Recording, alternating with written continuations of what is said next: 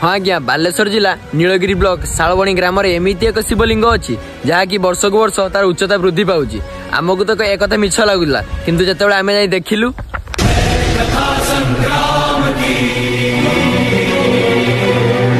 से शिवलिंग जहाँकि प्रत्येक वर्ष यार उच्चता वृद्धि पाए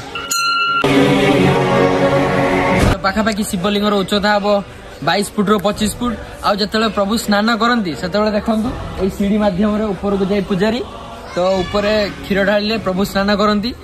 आज को 42 वर्ष है पूजा करी किमती बयस 12 भितर से मो देखा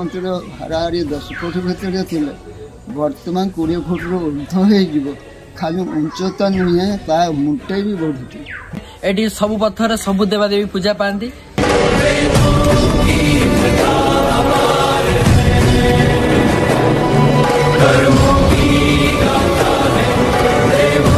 ठाकुर 10 फुट भितर थे सत मिछ ना गाँ सारा लोक पचार प्रकृति ठाकुर बढ़ुंट कि ना समस्त ये आजिकाली कथा नुहे या बहुत पुरातन काल रही आसी।